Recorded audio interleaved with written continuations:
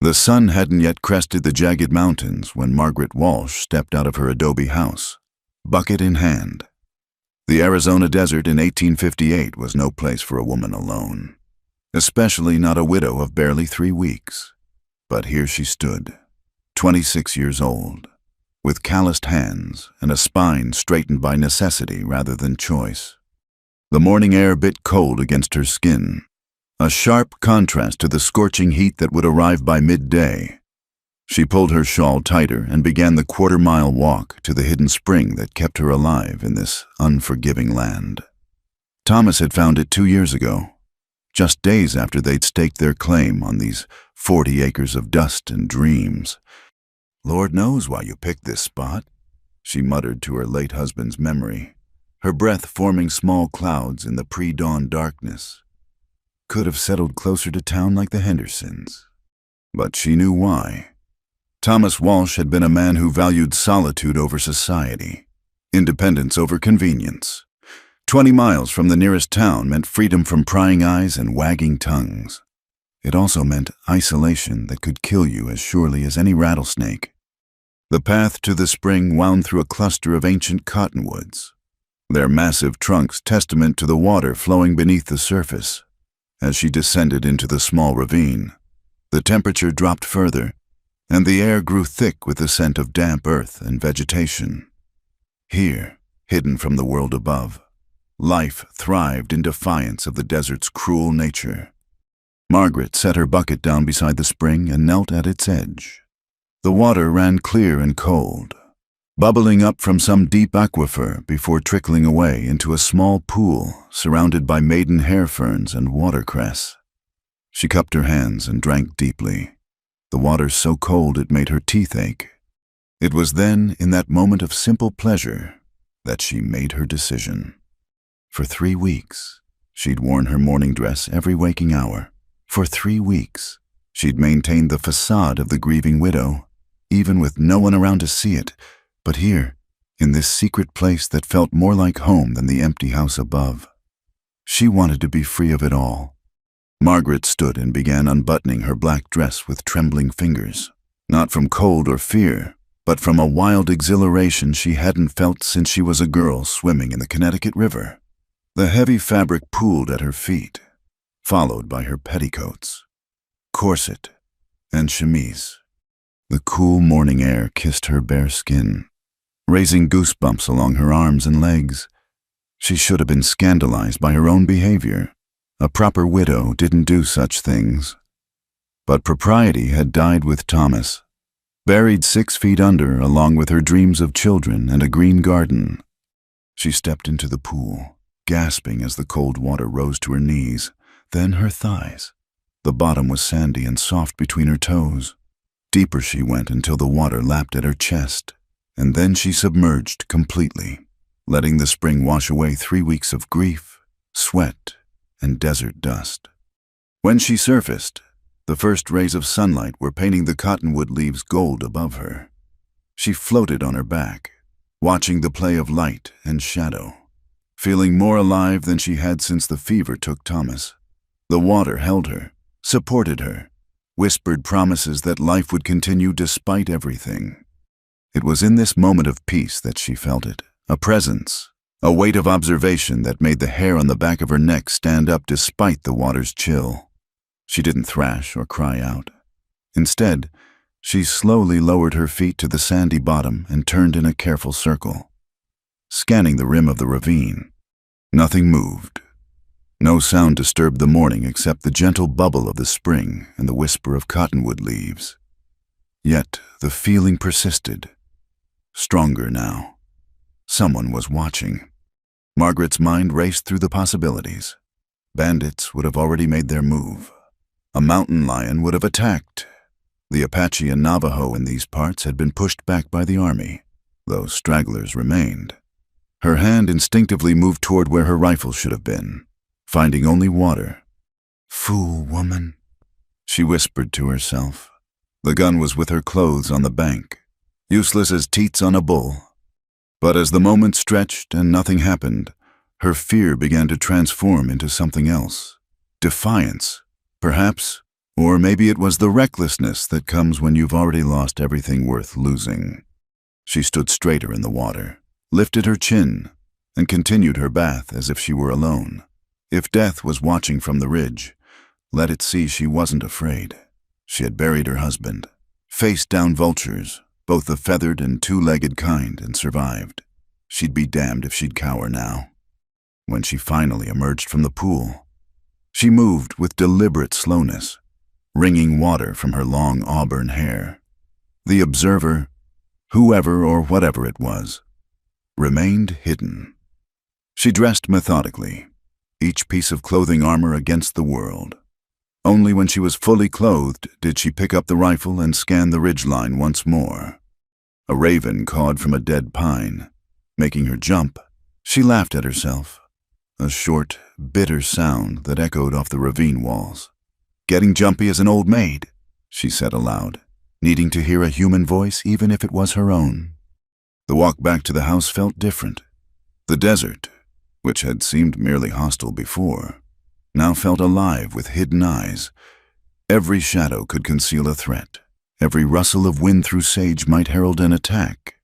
Yet, beneath the wariness, that strange exhilaration persisted. She had been seen, truly seen, for the first time since Thomas died. Not as the widow Walsh, object of pity and improper desires, but as something else. What exactly, she couldn't say. The adobe house squatted on the rise like a mud turtle, small and defensible. Thomas had built it well, with thick walls and deep-set windows that could serve as gun ports if needed. She barred the door behind her and set the water bucket on the rough wooden table. As she prepared her meager breakfast of cornmeal mush and the last of the bacon, her mind kept returning to the spring. Who had been watching? Why hadn't they shown themselves? And most troubling of all, why wasn't she more afraid? The morning progressed with the monotonous chores of survival, feeding the two scrawny chickens that had survived the coyotes, checking the vegetable garden that struggled despite her constant attention, mending a tear in her only good dress. But her thoughts remained elsewhere, circling back to that moment in the water when she'd felt utterly exposed, yet strangely powerful. It was near noon when she heard the horses. 3 riders approached from the direction of town, dust plumes rising behind them like smoke signals. Margaret watched from the window, rifle in hand. As they drew closer, she recognized the lead rider's slouch before she could make out his face. Jake Colton, owner of the largest freight company in the territory, and a man who'd been sniffing around her skirts even before Thomas was cold in the ground. She stepped onto the porch, rifle cradled in her arms. "That's close enough, Mr. Colton." Jake reined in his bay gelding, his companions flanking him. He touched the brim of his hat in a mockery of courtesy. "Afternoon, Mrs. Walsh. Come to see how you're managing out here all alone." "Managing fine." She kept her voice steady, though her palms were slick with sweat against the rifle stock. "Now, that's what I like to hear." Jake leaned forward in his saddle, his pale eyes roving over her property with the calculating look of a man tallying assets. "Though I wonder how long a woman alone can keep this up. Desert's no place for the gentler sex without protection." "I have all the protection I need." She shifted the rifle slightly, making sure the sunlight caught the barrel. Jake's companions chuckled. One of them, a scar-faced man she didn't recognize, spat tobacco juice into the dust. "That scattergun won't do much good against a determined man. Or men." "Samuel's right," Jake said, his voice taking on what he probably thought was a reasonable tone. "You need a man's strength out here. Margaret, may I call you Margaret? I feel we've known each other long enough." "You may not, and I'll thank you to state your business or move along." Jake's friendly mask slipped for a moment, revealing something uglier beneath. "My business is making you a fair offer. This land ain't worth much, but I'm willing to take it off your hands for a decent price. Enough to set you up comfortable in town, maybe even enough for passage back east if that's your preference. My preference is to be left alone on my own land." "Your land?" Jake laughed, an unpleasant sound like a crow's caw. For how long you can't work 40 acres by yourself? Can't protect it neither. Lot of dangers out here for a woman alone. Renegade Indians, bandits, all manner of unfortunate accidents. The threat hung in the air between them. Naked as she had been in the spring that morning, Margaret's finger found the trigger of the rifle. "Are you threatening me, Mr. Colton?" "Threatening?" Jake pressed a hand to his chest in false shock. "I'm offering to help, but my patience ain't infinite. You think on it, Mrs. Walsh. Think real hard, because next time I come calling, might be my offer's not so generous." He wheeled his horse around, his men following. As they rode away, Jake called back over his shoulder, "Oh, and you might want to be careful where you do your bathing. Never know who might be watching. Dangerous times. These—" Margaret's blood turned to ice. He knew. Somehow. Jake Colton knew about her morning bath, which meant his men had been watching, or... She remained on the porch until the riders disappeared into the heat shimmer, her mind racing. If Colton's men had been at the spring, they would have done more than watch. Men like that didn't have the restraint, which meant her observer had been someone else. As the sun peaked and began its descent toward the western mountains, Margaret made a decision that would have scandalized her proper Connecticut upbringing. Come tomorrow morning, she would return to the spring, and she would bathe again. If someone was watching, let them watch. She'd rather face an unknown observer than the very known threat of Jake Colton. And perhaps, in some way she didn't fully understand, the watching presence had kept her safe. For now.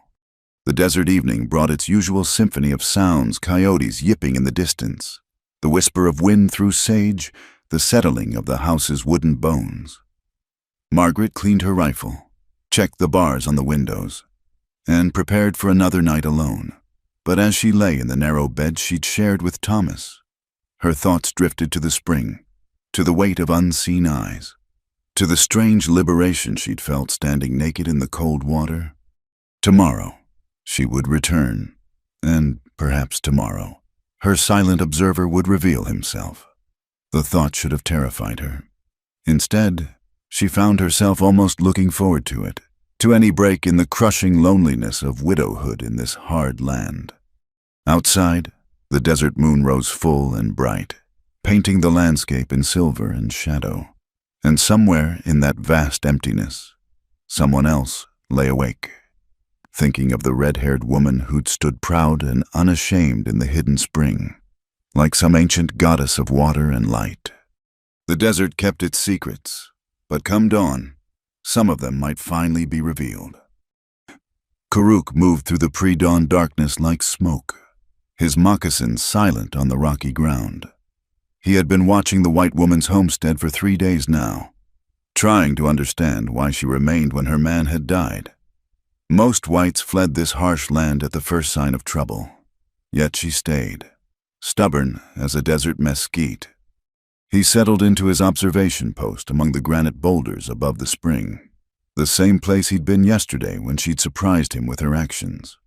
In his 28 years, he'd seen many things that confused him about the white people, but nothing quite like the widow Walsh's dawn ritual. The Navajo warrior pulled his blanket closer against the morning chill and waited. His band had moved south 2 moons ago, avoiding the increasing army patrols, but Karuk had remained behind to scout the movements of the whites encroaching on their traditional lands. The widow's farm sat on what had once been a summer camping ground for his people, near the sacred spring his grandmother had called Heart of Earth. He heard her coming before he saw her. The white people moved through the desert like wounded buffalo, all noise and disturbance. Yet there was something different about her gait this morning, a deliberateness that made him lean forward slightly. She emerged from the cottonwood shadows carrying her rifle this time, along with the water bucket. Karuk nodded approvingly. She was learning, though she held the weapon awkwardly, like someone unaccustomed to constant vigilance. Margaret, he'd learned her name from listening to the men who'd visited yesterday, paused at the edge of the spring and set down her burdens. She stood perfectly still for a long moment, and Karuk had the unsettling feeling she was looking directly at his hiding spot, though he knew the pre-dawn gloom made him invisible. "I know you're there," she said clearly, her voice carrying in the still air. "I don't know who you are, but you were here yesterday. You saw me." Karuk remained motionless, years of training keeping even his breathing silent. She couldn't possibly see him. Margaret continued speaking to the darkness. "Those men who came yesterday, they're not good men, but you didn't hurt me when you could have. So I'm thinking you're either not one of them, or you're playing a longer game." She began unbuttoning her dress with steady fingers, her movements deliberate rather than hasty. "Either way, I won't live in fear. I've got too much work to do to spend my days jumping at shadows. So if you mean me harm, best get it over with. Otherwise—" She paused, seeming to search for words. "Otherwise, I suppose we'll just have to get used to each other." The dress fell away, followed by her undergarments, and she stood naked in the growing light.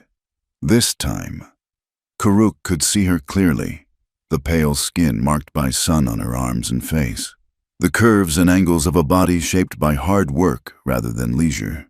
She was beautiful in the way of his people's stories about first woman, strong and unashamed. She entered the water slowly, and Karuk found himself holding his breath among his people. To watch someone bathing was considered deeply inappropriate, a violation of privacy that could bring severe punishment. Yet he couldn't look away. It wasn't desire that held him, though he was not immune to her beauty, but something else, a recognition, perhaps, of another spirit refusing to bow before the harsh world. When she emerged and dressed, she spoke again. "I'll be here tomorrow, and the day after. This is my spring now, my place of peace. If you're going to watch, at least have the courtesy to show yourself eventually." She gathered her things and left, and Karuk remained frozen in place long after her footsteps faded. His grandmother would have scolded him fiercely for such behavior. His brother would have laughed and called him a fool, but both were gone now, victims of the white man's diseases and bullets. He waited until the sun was fully up before moving, his joints stiff from stillness. As he prepared to leave, something caught his eye, a small bundle placed carefully on a flat rock near the spring's edge. He approached cautiously, half expecting a trap. It was a cloth wrapped around 2 corn cakes, still warm, and a small container of honey. Karuk stared at the offering, his mind racing. She had known he was there. More than that, she had left him food, as one might leave offerings at a shrine. He should leave it untouched. He should return to the temporary camp where his nephew waited, report on the widow's activities, and move on. That was the safe path, the wise path. Instead, he found himself sitting by the spring, eating the corn cakes slowly. They were good, better than the hard biscuits the trading posts sold. The honey was a luxury he hadn't tasted in months. As he ate, he considered the puzzle of Margaret Walsh. White women, in his experience, were either terrified of his people or condescending, viewing them as savages to be converted or creatures to be pitied. But this woman had stood naked before him without fear, had spoken to him as an equal, had left him food as one would a neighbor. Perhaps she was mad. The desert sun could break white minds unaccustomed to its power, or perhaps grief had unmoored her from the strict rules of her people. Either way, she presented a complication he hadn't expected. Karuk spent the rest of the day watching the homestead from a distance. She worked tirelessly, hauling water, tending the struggling garden, repairing a fence section that had collapsed. When 3 riders appeared on the horizon, he tensed, but they were only passing through, heading south toward Mexico. As evening approached, he made a decision that would have puzzled his surviving family. He tracked a fat jackrabbit through the sage, killed it with a single arrow, and cleaned it carefully. Then, under cover of darkness, he approached the homestead. The house was built well for defense. he noted with approval. The man who'd constructed it had understood the dangers of this land. Karuk placed the rabbit on the porch, wrapped in sage leaves, and retreated before the dogs could catch his scent. The next morning, he was in position early, curious whether she would come after finding his gift. The eastern sky was just beginning to lighten when he heard her approach. This time her steps were lighter, more confident. She emerged into the clearing by the spring carrying not just her bucket and rifle, but a small basket. She set everything down carefully and spoke to the darkness. "Thank you for the rabbit. It's been weeks since I had fresh meat." She paused, then added with a touch of humor, "Though I'll admit it gave me a start. Finding it on my porch nearly shot my own door." Karuk found himself almost smiling at the image. Margaret began her morning ritual, and again Karuk watched, though now he was beginning to understand it differently. This wasn't about bathing, or not just about bathing. It was about claiming something for herself in a world that seemed determined to take everything away. The spring was her sanctuary, the one place where she could drop the burden of being the widow Walsh and simply be Margaret. When she finished and dressed, she spoke again. "I left more corn cakes and some preserves from the berries I put up last fall. I don't know if your people eat such things, but they're good on the corn cakes." She indicated the basket she'd brought. "I figure if we're going to be neighbors of a sort, we might as well be civilized about it, though I'd still prefer to know who I'm sharing breakfast with." For a moment, Karuk almost revealed himself. The impulse was so strong he actually shifted his weight, preparing to stand. But generations of caution held him back. Not yet. Not until he was certain of her intentions, and more importantly, certain that revealing himself wouldn't bring danger to them both. After she left, he retrieved the basket, finding not just corn cakes and preserves, but also a small wrapped package. Inside was a hunting knife, well-made and sharp, with a simple leather sheath. The gift stunned him. Among his people, to give someone a weapon was a sign of profound trust and respect. Did she understand the significance of what she'd done? Or was it mere coincidence? He spent the day alternating between watching her work and crafting his response, using skills his father had taught him. He wove a small basket from willow shoots, waterproofed with pine pitch. Into it, he placed dried venison, piñon nuts, and something more precious, a small turquoise stone his mother had given him, polished smooth by generations of handling. That night, he left his gifts on her porch, taking care to arrange them in the traditional pattern of peaceful intent his people used when approaching strangers. So began a strange routine. Each morning, she would come to the spring, bathe, and speak to him as if he were sitting beside her. She told him about her life, her childhood in Connecticut, her marriage to Thomas, their dreams of building something lasting in this unforgiving land. She spoke of her fears, her loneliness, her determination to survive despite everything. And each day, they would exchange gifts. She left food, small tools, once a precious bar of soap. He reciprocated with game, traditional foods, and items that might help her survive. A rain cape woven from yucca fibers, a container of salve his people used for healing, arrows for hunting small game. On the 7th day of this strange courtship, everything changed. Karuk was in his usual position when he heard horses approaching from the north. Many horses, moving fast. He recognized the danger immediately and was already moving when the first riders crested the ridge. Jake Colton had returned, and this time he'd brought 6 men. They thundered down toward the spring, and Karuk realized with cold certainty that they knew about Margaret's morning ritual. They intended to catch her here, vulnerable and alone. But they had underestimated her. Margaret heard them coming and was already reaching for her rifle when they burst through the cottonwoods. She stood knee-deep in the spring, water streaming from her body, but the rifle in her hands was steady. "That's far enough. Colton!" she called out, her voice sharp as winter wind. The men spread out, trying to flank her, and Karuk saw the situation's deadly mathematics. 7 men, One woman. Shallow water that would slow her movements. Even with the rifle, she couldn't stop them all. Without conscious thought, he knocked an arrow and drew his bow. The arrow whispered through the air and buried itself in the ground between Colton's horse's feet. The animal reared, nearly throwing its rider, and all eyes turned to scan the ridgeline. Karuk showed himself then, standing tall against the lightning sky. He had another arrow ready, the bow drawn and aimed at Colton's chest. The message was clear. The next one wouldn't miss.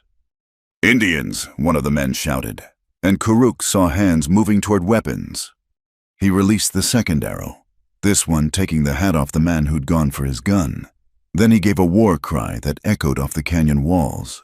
The cry of his people, a sound that had terrified white men for generations. It was a bluff. He was one man with a bow against 7 with guns, but the whites didn't know that. And in their moment of confusion, Margaret acted. She fired the rifle, the blast deafening in the enclosed space. Her shot was deliberately high, but close enough to part Jake Colton's hair. "The next one won't miss," she said calmly, already reloading. "And neither will his. Now get out, all of you. Get out and don't come back." Colton's face was purple with rage and fear. "You're consorting with savages now. Woman, you've lost your mind." "Maybe I have," Margaret replied. "Mad enough to shoot you if you don't leave. Mad enough to have friends who'll finish what I start.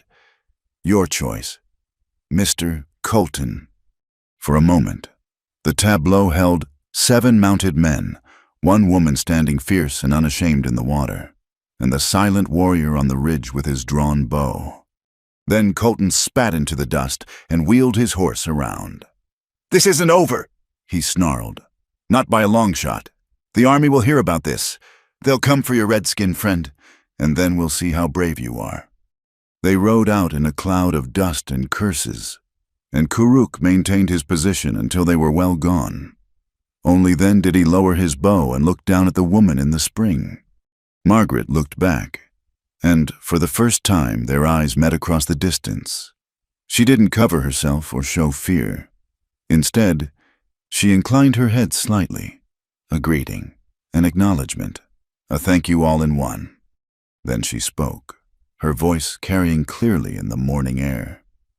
"Well, I suppose we've been properly introduced now, though I still don't know your name." Karuk found himself speaking before he'd made the conscious decision to do so. "Karuk," he called down. "In your language, it means bear." "Karuk," she repeated, testing the unfamiliar sounds. "I'm Margaret, but I suppose you already knew that." He nodded, still processing the strangeness of actually speaking to her after days of one-sided conversations. "Will they come back?" she asked, already knowing the answer. "Yes," he replied simply, "with more men, and they will report to the army about me." "Then we're both in trouble," she said matter-of-factly. She had finished dressing while they talked, transforming back into the modest widow. But Karuk had seen her true self, fierce as a mountain cat, proud as an eagle. "You should leave," he told her, "find safety in the town." She laughed, a bitter sound. "Safety with men like Colton. No, this is my home. I'll defend it or die trying." "Then you will die," he said bluntly. "Maybe," she agreed. "But at least I'll die free. Can you understand that?" Karuk looked at her for a long moment. Yes, he understood. It was the same choice his people faced every day. "I must go," he said finally. "My presence brings danger to you."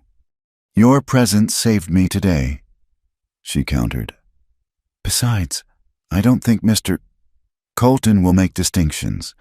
In his mind, I'm already contaminated by association." She was right, and they both knew it. By showing himself, by defending her, Karuk had crossed a line that couldn't be uncrossed. "Tomorrow?" she asked, and he heard vulnerability in her voice for the first time. "Will you come tomorrow?" He shouldn't. Every instinct screamed against it, but looking down at her, Brave, foolish, magnificent Margaret Walsh. He knew his answer. Tomorrow, he agreed. As he melted back into the landscape, Karuk reflected on how much had changed in a single moment. He had been a watcher in the shadows, safe in his solitude. Now he was something else. Protector, perhaps, or ally. Or something more dangerous still, a man who had looked into the eyes of a woman who saw him not as savage or enemy, but simply as Karuk. The sun climbed higher, painting the desert in shades of gold and red. Soon, the heat would become oppressive, driving all but the most desperate into shade. But for now, in the sweet coolness of morning, two people from different worlds had found something precious and rare: understanding. Tomorrow would bring new dangers. Colton would return, perhaps with the army. Decisions would have to be made, sides chosen, prices paid. But that was tomorrow. Today, Karuk had spoken her name, and she had spoken his. And, for now, that was enough. The morning after their confrontation with Colton, Margaret arrived at the spring to find something unexpected. A clearly marked trail leading up to the ridge where Karuk had stood. Small stones had been arranged in a pattern her late husband had once told her meant safe passage among the local tribes. She followed the path, rifle in hand but pointed downward, until she reached a small cleared area among the boulders. There, placed on a flat stone, was a bundle wrapped in deerskin. Inside, she found strips of dried meat, a handful of piñon nuts, and something that made her breath catch. A small carved bear, no bigger than her thumb, crafted from some dark wood she didn't recognize. Bear, she said softly, understanding. Karuk, he had given her his namesake. She sat among the rocks for a moment, holding the tiny bear up to catch the morning light. The carving was exquisite, each detail rendered with patient skill. How many hours had he spent creating this, and why give it to her? Back at the spring, she completed her morning ritual with new awareness. She no longer felt like she was performing for an unknown observer. Now she knew his name, had seen his face, heard his voice. The dynamic had shifted, though she wasn't quite sure how to define what they were to each other now. Before leaving, she placed her own offering on the stone-fresh bread still warm from her dawn baking, a jar of apple butter she'd been saving, and after a moment's hesitation, a small leather-bound book of poetry that had been Thomas's favorite. She wasn't sure if Karuk could read English, but perhaps he would appreciate the gesture. The day passed with unusual quietness. No riders appeared on the horizon. No dust clouds marked approaching danger. Margaret worked her land with one eye always watching, the rifle never far from reach. The little carved bear rode in her apron pocket, and she found herself touching it periodically, as if to assure herself the morning's exchange had been real. That evening, as she prepared her simple supper, she heard a sound that made her freeze, a gentle knock at her door. Not the demanding pound of Jake Colton or his men, but a polite rap, almost hesitant. She approached the door with a rifle ready. "Who's there?" "Karuk." Her heart hammered as she lifted the bar and opened the door. He stood on her porch, looking uncomfortable but determined. In the lamplight spilling from her kitchen, she could see him clearly for the first time. He was younger than she'd expected, perhaps 30, with the kind of face that would have been called handsome in any culture. His hair was long and black, tied back with a strip of leather. He wore a mix of traditional clothing and traded goods: deerskin leggings, a cotton shirt, boots that had seen better days. "May I come in?" he asked, his English careful but clear. She stepped aside wordlessly, still processing the strangeness of having him here, in Thomas's house, in her house. Karuk entered with the same caution he might show approaching a wild animal.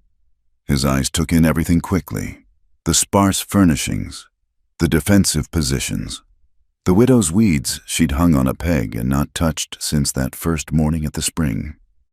"Why have you come?" she asked, setting the rifle against the wall but keeping it within reach. "To warn you," he said, "and to understand." She gestured to the rough wooden chair Thomas had made. "Sit, I'll make coffee." He sat carefully, as if the chair might break beneath him. Margaret busied herself with the coffee pot, grateful for something to do with her hands. "My nephew scouts for the army sometimes." Karuk began without preamble. "He told me they plan to come here in 3 days. Colton has made accusations. They will ask questions about me, about us." "There is no us," Margaret said automatically, then felt heat rise in her cheeks. "I mean, we've done nothing wrong. You saved me from those men." "That is not how they will see it." His dark eyes met hers steadily. "A white woman alone, befriending an Indian man. They will make it into something ugly." Margaret poured 2 cups of coffee and sat across from him. "Everything in this territory becomes ugly eventually.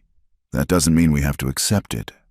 Karuk wrapped his hands around the tin cup, seeming to draw comfort from its warmth. "You speak strangely for a white woman." "And you speak excellent English for—" She paused, catching herself.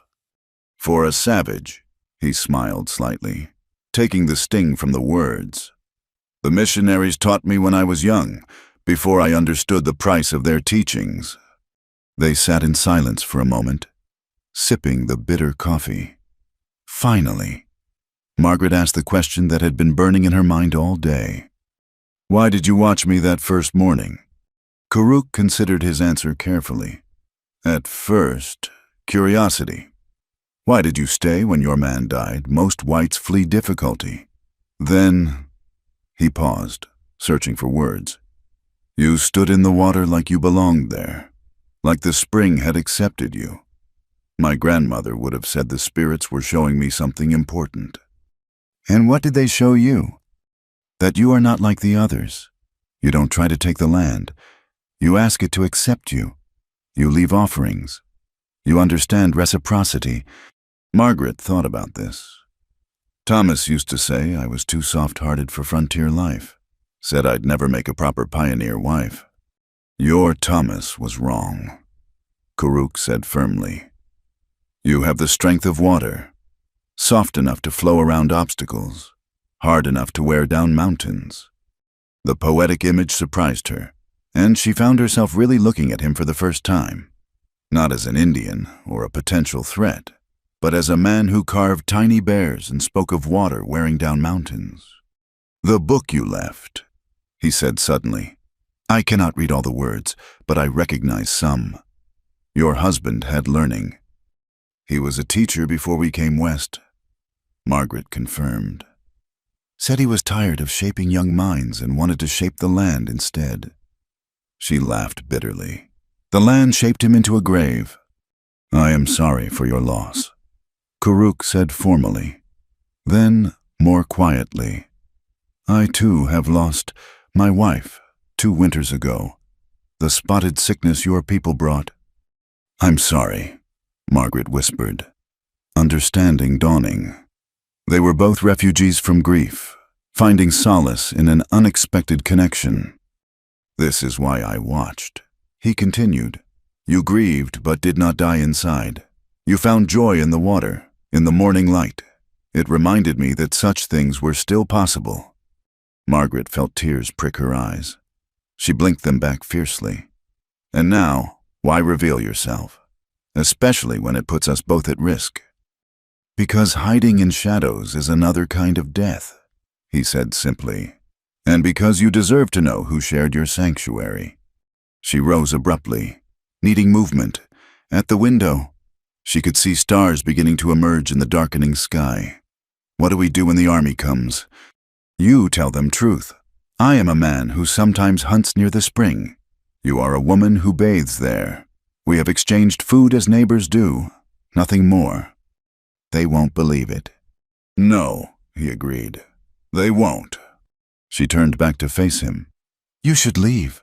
Take your nephew and go far from here." "My nephew is safe with his mother's people, but I will not run." He stood, seeming to fill the small kitchen. This is my land too.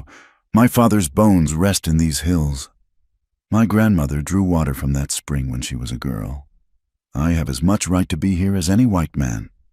"Rights don't matter when they have guns and numbers," Margaret said practically. "Then what does matter?" She thought about it, absently touching the carved bear in her pocket. "Choices, I suppose. The choice to be brave or cowardly, to be kind or cruel, to trust or fear." "And what do you choose?" Margaret met his eyes squarely. "I choose to keep going to the spring. I choose to leave food for my neighbor. I choose not to let Jake Colton or the army or anyone else tell me how to live on my own land." Karuk smiled then, a real smile that transformed his serious face. "You would have made a good Dine woman." "Is that your people, the Dine?" "It is what we call ourselves. It means the people. The whites call us Navajo." "Dine," she repeated, trying to wrap her tongue around the unfamiliar sound. "And how do you say friend in your language?" His smile softened. "A kiss, but it means more than your word friend. It means someone who is part of your life, who you would share your last water with." "A kiss," Margaret said carefully. "Is that what we are?" "Perhaps," he said, "if you choose it." Before she could respond, he moved to the door. "I should go. It is not safe for either of us if I am seen here after dark. Will you come to the spring tomorrow?" He paused at the threshold. "Not to watch, but perhaps to talk as Akis do." "I'd like that," she said softly. After he left, Margaret barred the door and leaned against it, her heart still racing. The kitchen felt smaller somehow, as if his presence had permanently altered the space. She picked up his empty coffee cup, noting how carefully he'd placed it on the table, how he'd taken nothing for granted in her home. 3 days until the army came. 3 days to figure out how to protect this fragile, nameless thing growing between them. Not love. She wouldn't call it that. Not yet. But something rarer, perhaps understanding between two people who should have been enemies. Trust where there should have been fear. Friendship where there should have been nothing at all. She prepared for bed methodically, checking windows, banking the fire, ensuring the rifle was within reach. But when she lay down, she didn't think of danger or armies or Jake Colton's threats. Instead, she thought of poetry and carved bears, of spotted sickness and shared grief, of the word Akis and what it meant to choose connection in a world that demanded separation. Outside, a coyote called to its pack, the sound lonely and wild. But for the first time since Thomas died, Margaret didn't feel alone. Somewhere in the darkness, Karuk was making his way home, carrying with him the memory of their conversation, just as she carried the small wooden bear. Tomorrow they would meet at the spring, not as watcher and watched, but as two people choosing to build something in defiance of a world that would tear it down. It was dangerous, probably foolish, certainly doomed. But tonight, with his words still echoing in her kitchen and his gift safe in her hand, Margaret found she didn't care. She had made her choice. Let the world do its worst. The spring would still bubble up from the earth tomorrow. The cottonwoods would still whisper their ancient secrets. And two unlikely friends would meet in the space between their worlds, crafting something new from sorrow and hope and the simple act of seeing each other clearly. It was, she thought as sleep finally claimed her, more than most people ever got. And for now, it was enough. The dust cloud appeared on the horizon just after noon on the third day. Exactly as Karuk had predicted. Margaret watched from her doorway as 8 riders approached. Jake Colton, his 2 regular men, and 5 soldiers in army blue, their brass buttons glinting in the harsh sun. She smoothed her dress, checked that her hair was properly pinned, and stepped onto the porch with her rifle. Not pointed at anyone, just present, a reminder that she was no helpless victim. The lead soldier, a captain by his insignia, raised a hand to halt the group at a respectful distance. He was younger than she'd expected, with sun-weathered features and intelligent gray eyes that took in everything about her property in a quick sweep. Mrs. Walsh, he called out. I'm Captain Samuel Morrison, Fort Defiance. Might we have a word? You can speak from there, Captain, Margaret replied evenly. State your business. Jake Colton started to spur his horse forward, but the captain held up a hand. Mr. Colton, you'll remain silent unless I address you directly. He turned back to Margaret. Ma'am, we've received reports of Indian activity in this area, specifically that you've been interacting with a Navajo warrior. I've seen natives near the spring, Margaret said truthfully. We've had no trouble. No trouble, Jake burst out, ignoring the captain's warning. She's been meeting with him alone. God knows what unholy... Mr. Colton. Captain Morrison's voice cracked like a whip. One more outburst and I'll have you escorted back to town. Margaret felt a flutter of hope. This officer seemed different from the Indian-hating soldiers she'd heard about. Hey, Mrs. May Walsh. The captain continued. I'm going to dismount and approach, if that's acceptable. I'd prefer to discuss this without shouting. She nodded, and he swung down from his bay gelding with easy grace. He approached slowly, hands visible, and stopped at the bottom of her porch steps. Ma'am, I need you to understand the situation. The territory is on edge. There have been raids to the north, settlers killed. Any interaction between whites and Indians is viewed with suspicion. I'm aware of the tensions. Captain, my husband and I chose this location precisely because it was away from such troubles. Yet troubles seem to have found you. His eyes were sympathetic but firm. Mr. Colton claims a Navajo warrior has been stalking you, that he threatened Mr. Colton and his men with violence. Margaret laughed, a short, bitter sound. Captain Morrison, Mr. Colton and 6 men surrounded me while I was bathing. They made threats of their own before any warrior appeared. If someone hadn't intervened, I doubt we'd be having this civilized conversation. The captain's jaw tightened, and he shot a dark look at Colton. That wasn't in the report I received. I'm sure it wasn't, just as I'm sure Mr. Colton didn't mention his repeated attempts to force me off my land, or his suggestions that a widow needs a man's protection whether she wants it or not. Now see here, Colton started, but the captain wheeled on him. Mr. Colton, if you cannot remain silent, you will leave. Now. He turned back to Margaret. Ma'am, regardless of the circumstances, I need to know about this Navajo. Has he threatened you, demanded anything? Margaret considered her words carefully. There is a man who hunts near the spring. We've exchanged food a few times, as neighbors might. He's shown me nothing but respect. You know him well enough to judge his character. I know Jake Colton well enough to judge his. She replied, given the choice of which man I'd rather encounter alone, it wouldn't be the white one. One of the soldiers snickered, quickly covering it with a cough when his sergeant glared at him. Mrs. Walsh, the captain said patiently. I'm trying to help here, but if this continues, I'll have orders to clear out any Indians in the area. That means tracking them down. Possibly. He was interrupted by movement on the ridge. Everyone turned, hands moving to weapons, as a lone figure appeared against the sky. Karuk sat his paint horse calmly, making no threatening moves. He was dressed formally. Margaret had learned enough to recognize the significance of his decorated shirt and the eagle feather in his hair. This was diplomatic dress, the native equivalent of a flag of truce. Nobody shoot, Captain Morrison ordered sharply. He's showing peaceful intent. Karuk guided his horse down the slope with unhurried grace. He stopped well outside rifle range and called out in clear English, I am Karuk of the Bitterwater clan. I wish to speak with the army chief. The captain looked at Margaret, then back at Karuk. Well, he muttered, this is unexpected. Louder, he called. Approach slowly. Keep your hands visible. Karuk rode forward until he was perhaps 20 feet away.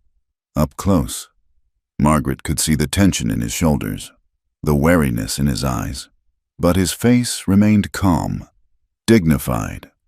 "You are the one they speak of?" Morrison asked. "The one who's been near Mrs. Walsh's property?" "I hunt these lands." Karuk said simply, "My father hunted them, and his father before him. The spring is sacred to my people." "Sacred or not, it's on Mrs. Walsh's land now."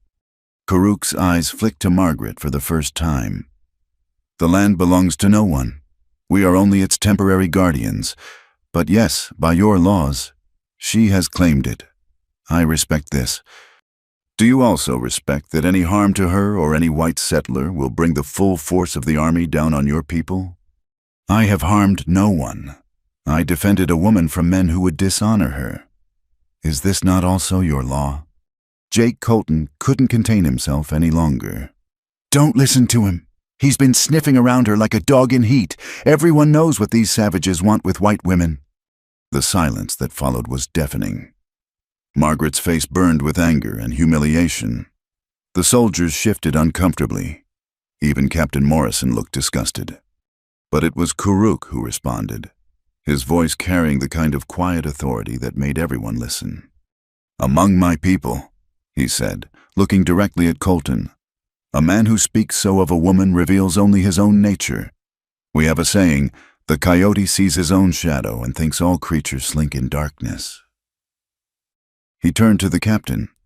"This man covets what is not his, the widow's land, the widow herself. When she refuses him, he creates lies to remove those he sees as obstacles. You are a warrior. You know the smell of truth and lies. Which do you smell here?" Captain Morrison studied Karuk for a long moment, then turned to survey the scene. Margaret standing proud on her porch, Karuk sitting his horse with calm dignity, and Jake Colton red-faced and sputtering. "Mr. Colton," he said finally, "I've heard enough. Your complaint appears to be more about rejected advances than any real threat. I suggest you return to town and reconsider your interest in Mrs. Walsh's property." "You're taking the word of a savage over a white man," Colton exploded. "I'm taking the word of two credible witnesses over one whose motivations are transparently selfish," Morrison replied coldly. "Sergeant, escort Mr. Colton and his men back to the main road. If they're not gone in 5 minutes, arrest them for interfering with army business." As Colton was led away, cursing and threatening legal action, Captain Morrison turned back to Margaret and Karuk. "This isn't over," he warned. "Colton has friends, influence. He'll make trouble." He looked at Karuk. "And you, warrior, your presence here complicates things. The peace between our peoples is fragile. Peace built on lies is no peace at all." Karuk replied, "Only truth endures, like stone, like water." Morrison sighed. "Philosophy aside, I need practical solutions. Mrs. Walsh, you can't stay out here alone. It's too dangerous, too isolated." "This is my home," Margaret said firmly. "I won't be driven off by threats or fear."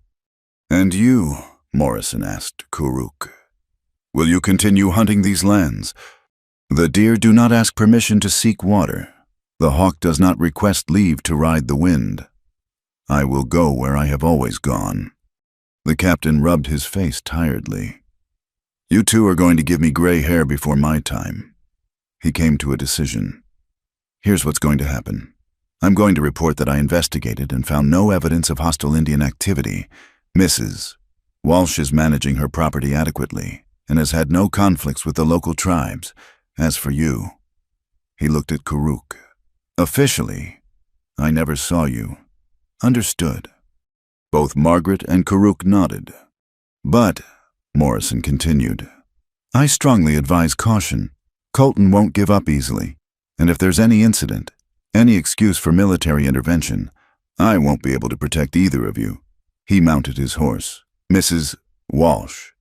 There's a widow in town, Mrs. Elizabeth Harper. She takes in boarders, all respectable women. if you reconsider." "I won't," Margaret interrupted. "But thank you for the suggestion and for your fairness today." Morrison touched his hat brim. "Ma'am, warrior." He gathered his men and rode off, leaving strange quiet in their wake. Margaret and Karuk remained frozen in tableau until the dust settled. Then, slowly, Karuk dismounted and approached the porch. "That was dangerous," Margaret said. "Coming here like that." "More dangerous to let lies stand unopposed," he replied. "Colton's words were poison. Poison spreads if not drawn out quickly. Still, you risked much." He looked at her directly then, and something in his dark eyes made her breath catch. "Some things are worth risk." They stood there, separated by the porch steps but connected by something neither could name. Finally, Margaret asked, "Would you like some water? For you and your horse?" "Yes," he said simply. She brought water, and they sat on the porch steps, not quite proper, not quite improper, existing in that gray space between worlds that seemed to define their entire relationship. "The captain was right," Margaret said eventually. "Colton won't give up. He'll find another way."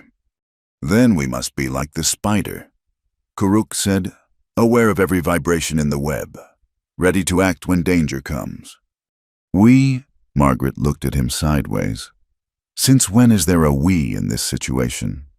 "Since you chose not to run when you saw me. Since I chose to show myself. Since we both chose to speak truth today instead of convenient lies." Margaret considered this. "The captain was also right that your presence complicates things. People will talk. They'll make assumptions. People always talk. The crow gossips to the raven to the hawk. It changes nothing. It changes how they treat me.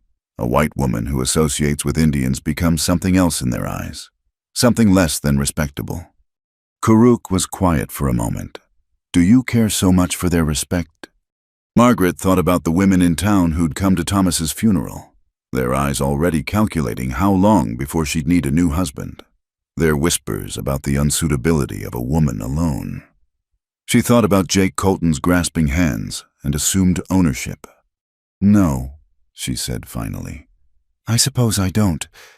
"Then perhaps something good comes from this danger." Karuk suggested. "Truth revealed. False friends exposed. Real allies found. Is that what we are, allies? What would you call us?"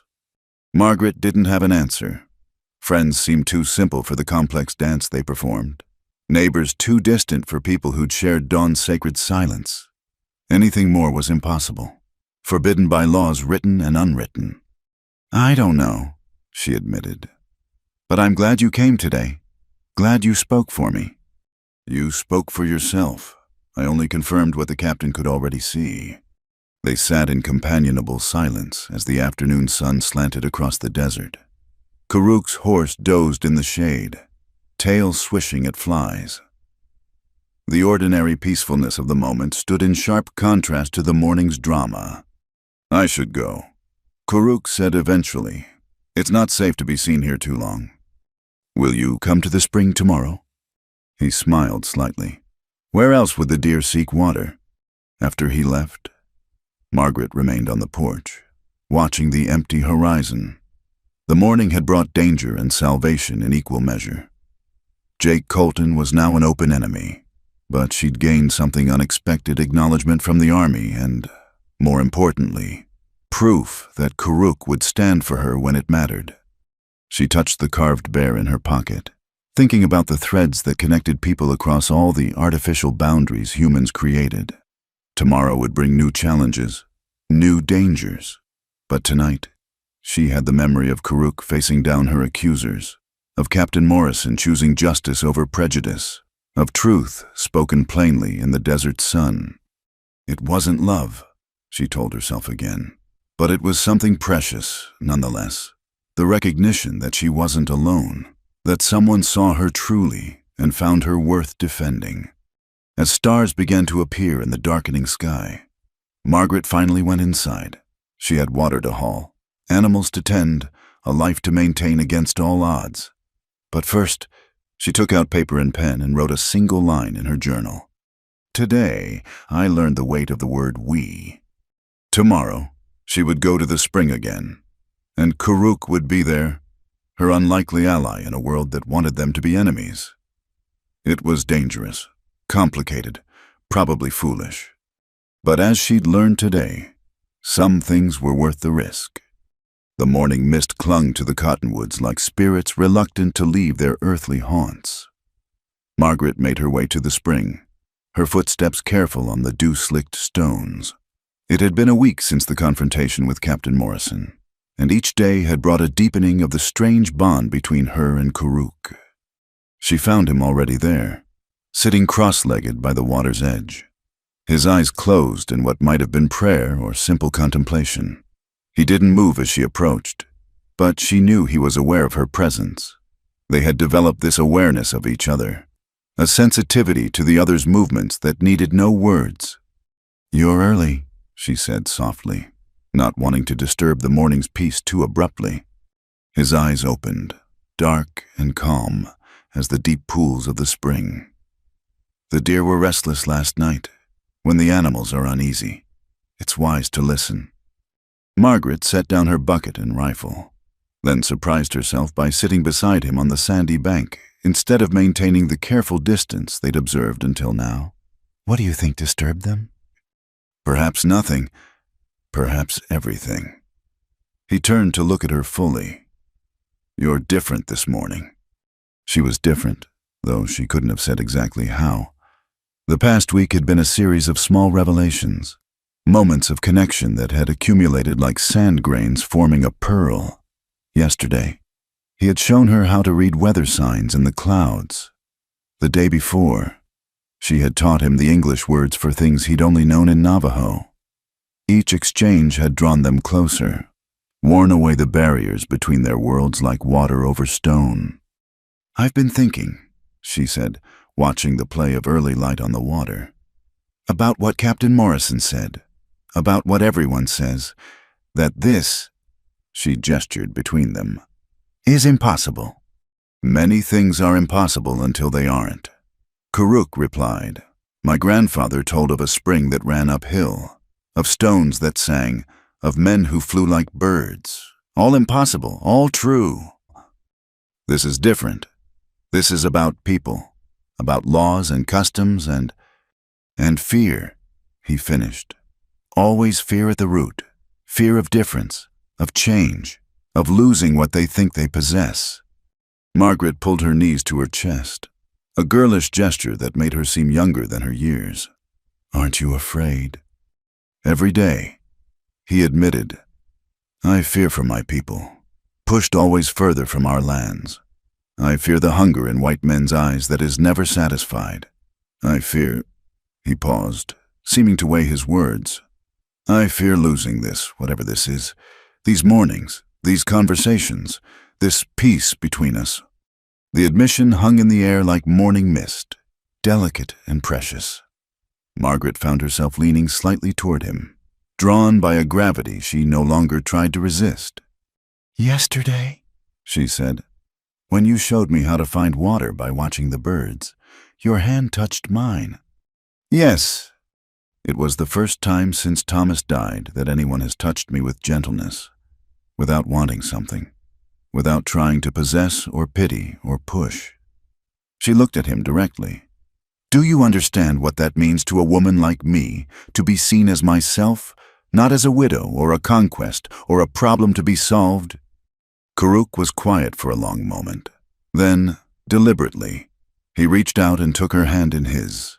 His palm was calloused from bow and rain, warm and steady. "Among my people," he said, "when a man and woman choose each other, they sit together before the sunrise. They watch the world wake. They let the light bless what grows between them." He squeezed her hand gently. "We have been doing this without knowing it." Margaret's heart hammered so hard she was sure he must feel it through their joined hands. "Karuk, we can't—" "Can't what can't speak truth, can't find comfort in dark times, can't choose our own path." can't pretend the world will accept this. I don't ask the world to accept. I ask only what you accept. She turned their hands over, studying the contrast, his bronze, hers pale, both marked by work and weather. My mother would die of shame. The town already whispers. If they knew. If they knew, he said gently. What would change? They already name you strange for living alone, for refusing Colton, for surviving where softer women would flee. Will their words hurt more than their actions already have? Margaret thought of the women in town who crossed the street rather than speak to her, of the men who looked at her like hungry dogs eyeing a bone. She thought of Jake Colton's threats and grasping hands. No, she whispered. I suppose they wouldn't. Karuk shifted, turning to face her more fully. With his free hand, he reached up and touched her face, fingers barely grazing her cheek. You are like the morning star, he said, bright and alone and brave. I would not dim your light with my shadow. You're not a shadow, Margaret said fiercely. You're the first real thing I've felt since Thomas died, maybe the first real thing I've ever felt. Your husband was a good man who wanted a good wife. I tried to be what he needed, but I never... She struggled for words. I never felt seen, not the way you see me, not as I truly am. Karuk's thumb traced the line of her jaw, and Margaret closed her eyes, overwhelmed by the gentleness of it. When she opened them, he was closer, close enough that she could see flecks of gold in his dark eyes, close enough to share breath. This is the moment, he said softly, where we choose, step back, and we remain what we were.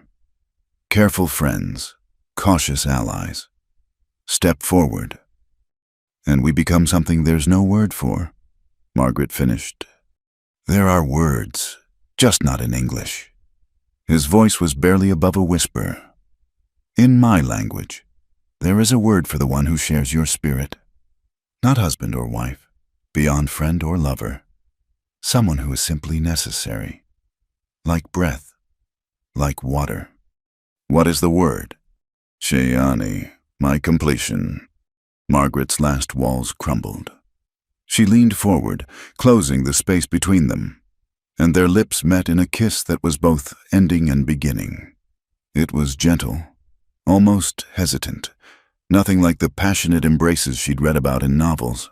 Instead, it was recognition, acceptance, a seal on truths too deep for ordinary words. When they parted, both were trembling slightly. The sun had risen fully, painting the spring in shades of gold and green. Everything changes now, Margaret said, not a question but an acknowledgement. Yes, Karuk agreed, but not as much as you might think. I will still come to the spring. You will still be the woman who stands strong against the world. We will still share food and stories and silence. Only now, we know what we are to each other. And what are we? He smiled, the expression transforming his usually serious face. We are two people who choose each other despite all the reasons not to. Is that not enough? Margaret found herself smiling back, feeling lighter than she had in months, perhaps years. My practical nature says no, but my heart. What does your heart say? Instead of answering with words, she kissed him again, this time with more confidence. His arms came around her, and for a moment they were just two people beside a spring, blessed by morning light, complicated by nothing more than the universal challenge of two hearts trying to beat as one. When they finally parted, both were breathless. Margaret laughed, a sound of pure joy that echoed off the canyon walls. I feel like a girl again, she admitted, foolish and reckless and alive. You are alive, Karuk said seriously. For the first time since I began watching, you are fully alive. This is good. They sat together as the morning progressed, hands linked, talking of everything and nothing. Karuk told her stories of his childhood, of learning to hunt with his father, of the ceremonies that marked a boy's passage to manhood. Margaret shared memories of Connecticut winters, of the books she'd loved, of her dreams of adventure that had led her west with Thomas. "I never imagined this," she said at one point.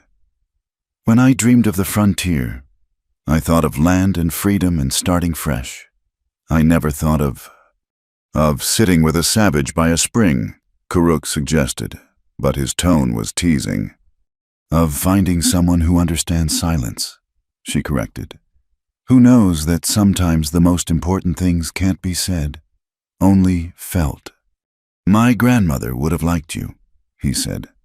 "She used to say that white people talk too much, always filling the air with noise, but you know when to speak and when to let the world speak for itself. Tell me about her." So he did, painting pictures with words of a woman strong and wise, keeper of stories and healing herbs.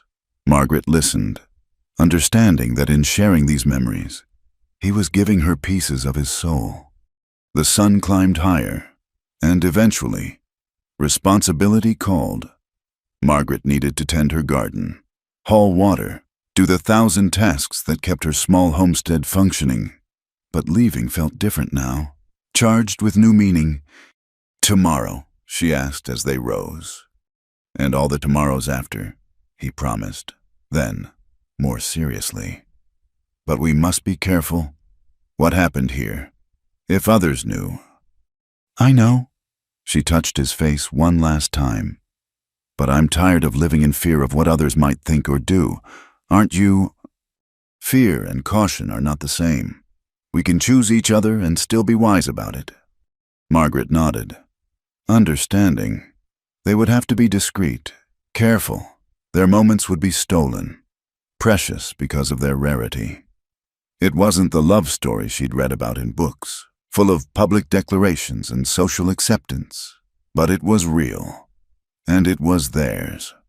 As she gathered her things, Karuk caught her hand one last time. "Shiani," he said softly. "Remember this word. When the world tries to tell you this is wrong, remember that in my language, you have always existed. The one who completes, I was just waiting to find you." Margaret blinked back tears. "And in my language, what word is there for you?" He thought for a moment. "Perhaps there is no word because your people don't believe such things exist, but that doesn't make it less true." She left him by the spring, but carried him with her, in the warmth where their hands had joined, in the tender place where his lips had touched hers, in the fullness of a heart that had learned to beat again. That night, as she wrote in her journal, she tried to capture the magnitude of what had happened, but words failed her. How could mere letters convey the earthquake of two souls recognizing each other across impossible divides? Finally, she wrote simply, "Today I learned that sometimes the most revolutionary act is simply to choose love over fear. Tomorrow, I will choose again, and again, until all my tomorrows are used up." Outside, the desert stars wheeled in their eternal dance, indifferent to human laws and prejudices, and somewhere in that vast darkness, another heartbeat in rhythm with hers, counting the hours until dawn would bring them together again. It was dangerous. It was impossible. It was the truest thing she'd ever known. And it was only the beginning. The weeks that followed their first kiss by the spring passed in a blur of stolen moments and careful meetings. Margaret had never known such happiness could exist alongside such constant wariness. Every dawn brought Karuk to the spring, and their time together had become a sacred ritual of learning and sharing. This morning, she found him teaching her to track deer through the sandy soil near the water's edge. His hand covered hers as he guided her fingers over the faint impressions. "See here," he said, his breath warm against her ear. "The depth tells you the animal's weight. The spacing shows its gait, walking, running, limping." Margaret tried to focus on the lesson, but his nearness made concentration difficult. "And this," she pointed to a scrape mark beside the hoofprint. The deer was favoring its left front leg, perhaps an old injury, perhaps a stone bruise. His hand squeezed hers gently. "You're learning quickly." "I have a good teacher." She turned to face him, marveling again at how natural it felt to be close to him. Though I'm not sure tracking deer will help me much with growing corn. All knowledge is connected, Kuruk said, standing and pulling her up with him. Understanding how animals move teaches patience, observation. These help in all things. They walked along the spring's edge, fingers intertwined. In the past weeks, Kuruk had taught her so much: how to find edible plants in the desert, how to predict weather by watching cloud formations, how to move silently through the brush. In return, she had shared her own knowledge, letters and words, the mathematics of crop rotation, the hymns her mother had taught her transformed into simple songs of daily life. "I've been thinking," Margaret said as they settled in their usual spot beneath the largest cottonwood, "about what you said. Shiani, completion. What of it? Thomas and I were married for 4 years. We worked side by side, shared a bed, built a life together. But I never felt—" She searched for words. "I never felt like I could be fully myself. There was always some part held back, some piece that didn't fit the shape of wife I was supposed to fill." Kuruk listened quietly, his thumb tracing circles on her palm. "With you," she continued, "I don't have to be anything but Margaret, not the widow Walsh, not the stubborn woman who won't sell her land, not the scandalous female who bathes at dawn, just myself. This is because we see each other without the eyes of our peoples." Kuruk said, "I don't see you as whites see their women weak things to be protected and controlled.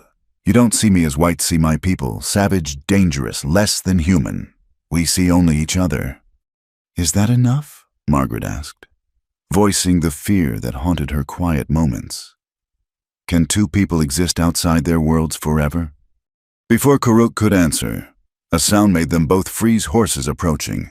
Moving fast, they scrambled apart, years of caution taking over. Kuruk melted into the brush with practiced ease, while Margaret grabbed her rifle and moved to a defensive position. But the rider who appeared wasn't Jake Colton or his men. It was a young woman on a lathered mare, her face flushed with exertion and what looked like tears. Margaret recognized her. Sarah Mills, the schoolmaster's daughter from town. "Mrs. Walsh," Sarah called out, nearly falling from her horse in her haste to dismount. "Please, I need help. I didn't know where else to go." Margaret lowered her rifle, though she remained wary. "What's happened?" "It's Mr. Colton," Sarah gasped, trying to catch her breath. "He's saying terrible things about you in town. He's got men riled up, talking about Indian raids and white women being—" She colored, unable to finish. "Being what?" Margaret asked grimly, though she could guess. "Corrupted," Sarah whispered. "He says you've taken up with a savage, that you're a danger to decent folk. My father tried to speak reason, but Colton has the mayor's ear, and there's talk of forming a committee to investigate." Margaret's blood ran cold. A committee meant vigilantes, meant violence disguised as civic duty. "Why come to warn me?" Margaret asked. "Your reputation. You were kind to me after Mother died." Sarah interrupted. "When everyone else just saw the schoolmaster's daughter, you saw a grieving girl. You brought me food, sat with me." Tears ran down her cheeks. "I couldn't let them hurt you without warning." Margaret pulled the girl into a quick embrace. "Thank you. How long do I have?" "They're meeting tonight at the saloon. Father thinks they'll come tomorrow. Maybe the day after. They want to seem official. Have papers drawn up." "Papers for what?" Sarah's voice dropped. "To have you declared unfit to hold property. They say a woman who consorts with Indians can't be trusted with land ownership. It would revert to the town for sale. And let me guess who would buy it. Mr. Colton's already drawn up an offer." Rage filled Margaret, hot and cleansing, after Sarah left, promising to send word if she learned more. Margaret stood by the spring, shaking with fury. "You heard?" she asked the apparently empty air. Kuruk emerged from concealment, his face dark with anger. "I heard. This Colton is like a coyote. Always circling, always looking for weakness. What do I do? Margaret asked, hating the desperation in her voice. I can't fight the whole town. You won't be alone. Karuk moved to her, pulling her into his arms. My people have experience with white men's papers and legal tricks. But Margaret, he pulled back to look at her. This danger is because of me. If I leave, if they don't see me again. No. The word came out fiercer than she intended. Don't you dare. Don't you dare let them win by driving you away. I would rather leave than see you hurt. And I would rather fight than live as a coward. She gripped his arms.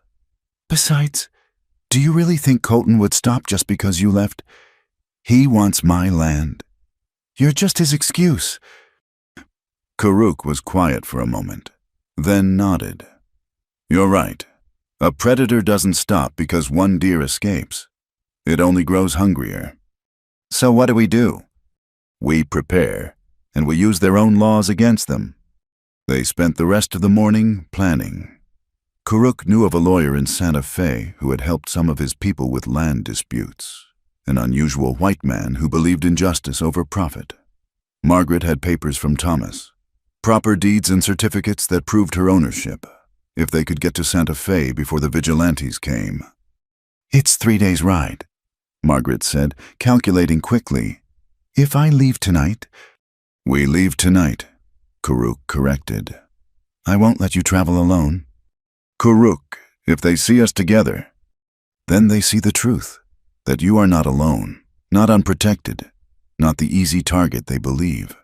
His jaw set stubbornly. I have hidden long enough. It's time to step into the light.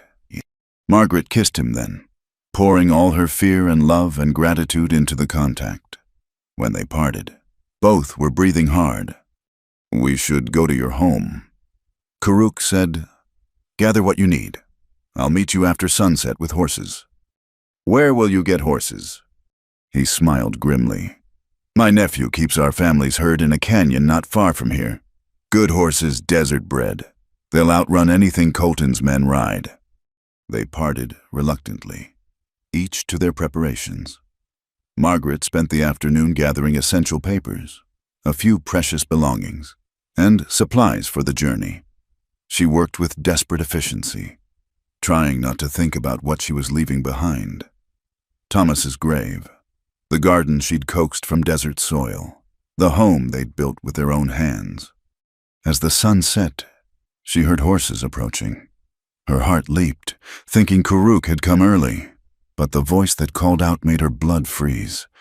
Mrs. Walsh, we know you're in there. Jake Colton. He hadn't waited for official sanction after all. Margaret grabbed her rifle and moved to the window. 5 men sat horses in her yard, Colton at their head. They carried torches. Though it wasn't yet full dark, a theatrical touch meant to intimidate. What do you want? Colton, she called out. Justice, he replied, voice carrying that false righteousness she'd come to hate. You've been seen with that savage. Good Christian folk won't stand for it. Good Christian folk should mind their own business. Your business became ours when you chose a redskin over your own kind, one of the other men shouted. Margaret didn't recognize him, probably one of Colton's hired thugs. Come out now, and we'll escort you to town peacefully. Colton said, Make us come in, and things might get unpleasant. Margaret's mind raced. Where was Karuk if he arrived now, with Colton's men ready for violence? I need time to gather my things, she called out, stalling. 5 minutes. Colton replied, Then we come in. Margaret used the time to barricade the door and check her ammunition. She had maybe 20 rounds, not enough for a prolonged fight. Through the back window, she scanned for any sign of Karuk. Time's up, Colton shouted. The men dismounted, moving toward her door with purposeful strides. Margaret raised her rifle, sighting through the window. First man to touch my door gets a bullet, she warned. They paused, but Colton sneered. You won't shoot. Women don't have the stomach for killing. This woman does, Margaret said coldly. Ask your friend Samuel about the rattlesnake I shot off his boot last spring. My aim hasn't gotten worse." The men exchanged uncertain looks. Samuel, she noticed, had taken a step back. Then, from the darkness beyond the torchlight, came a sound that raised the hair on every neck. A war cry, fierce and primal. Arrows whistled from the darkness, striking the ground at the men's feet with uncanny accuracy. "Indians!" someone screamed. "We're surrounded!" More war cries echoed from different directions. In the confusion, Margaret saw Kuruk materialize from the shadows. Bow drawn, every inch the warrior. But he wasn't alone. 2 other native men flanked him, also armed. "The woman is under our protection," Kuruk announced, his voice carrying absolute authority. "Leave now, and live. Stay, and test whether your bullets are faster than our arrows in the dark." Colton's men were already backing toward their horses, fear overcoming greed. But Colton himself stood firm, face twisted with rage. "You think this changes anything?" he spat. "The army will come. They'll hunt you down like the animals you are." "Perhaps," Kuruk said calmly. "But you won't be here to see it." The implied threat was clear. Colton finally moved, mounting his horse with clumsy haste. "This isn't over, woman," he shouted at Margaret. "You've chosen your side, now live with it." They thundered away in a cloud of dust and dropped torches. Kuruk and his companions waited until the hoofbeats faded before approaching the house. "Margaret," Kuruk called softly. "It's safe now." She emerged, rifle still in hand, to find Kuruk with 2 young native men, one clearly his nephew, sharing his strong features, the other a stranger. "This is Joseph," Kuruk said, indicating his nephew. "And his friend Robert. They came when I sent word." "Ma'am," Joseph said politely, touching his hat brim in a gesture learned from whites. "Uncle says you need safe passage to Santa Fe." "Thank you," Margaret said, still shaking from the confrontation. "I'm grateful for your help." "Family helps family," Robert said simply. "Uncle Kuruk says you're family now." The simple acceptance in his voice nearly broke her composure. Kuruk moved to her side, his presence steadying. "We need to leave quickly," he said. "Colton will gather more men, maybe ride to the fort. We have a few hours lead at most." Margaret nodded, pushing aside emotion for practicality. In 20 minutes, they were mounted and moving. Margaret on a sturdy paint mare, her most essential belongings in saddlebags. She looked back once at the dark silhouette of her home against the stars. "We'll come back," Kuruk said softly, reading her thoughts. "Will we?" she asked. "After this?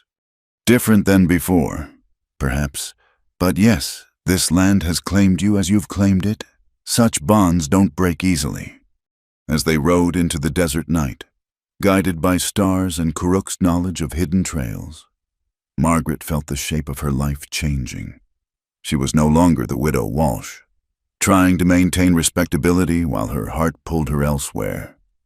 She had chosen, publicly and irrevocably. The man riding beside her reached over and took her hand. "No regrets?" he asked. Margaret thought of the home she was leaving, the gossip that would follow, the uncertain future ahead. Then she looked at Kuruk, her teacher, her protector, her completion, and squeezed his hand.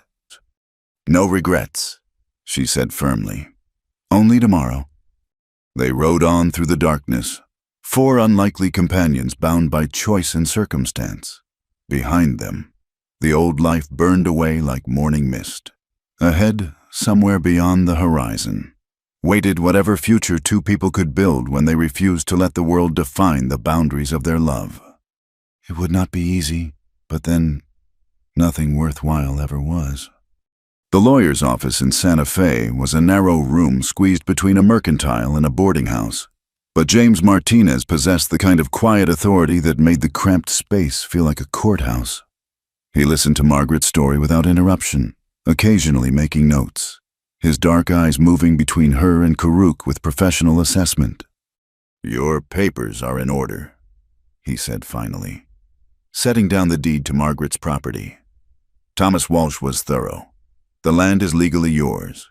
Widow's rights clearly established." However, he paused, choosing his words carefully. "The situation is complicated by the current political climate." "Because I'm a woman alone?" Margaret asked. "Because of him," Martinez said, nodding toward Karuk. "The territory is looking for excuses to push the tribes further west. Any association between whites and natives is being used as evidence of Indian influence that threatens settlements." Karuk, who had remained silent throughout the meeting, finally spoke. "So they use their fear of my people to steal from their own?" "Precisely," Martinez agreed. "It's happened before. A widow in Taos lost her ranch last year. They claimed she was corrupted by trading too freely with the Pueblo. The land went to auction within a week." Margaret felt her heart sink. "Then we've come for nothing." "Not nothing." Martinez leaned back, steepling his fingers. "There's a way, but you may not like it." "Tell me." "Marriage," he said simply. "A married woman's property becomes her husband's to protect. No committee can declare a man unfit to hold land simply for associating with Indians. Half the traders in the territory would lose their businesses." The silence that followed was deafening. Margaret couldn't look at Karuk, couldn't process what Martinez was suggesting. "That's impossible," she finally managed. "The law doesn't recognize mixed marriages." Martinez smiled grimly. "No, not officially, but there are ways. Common law marriages, marriages by bond rather than ceremony. I've drawn up such documents before." "For white women and native men?" Margaret asked skeptically. "For people who needed legal protection more than social approval," Martinez replied.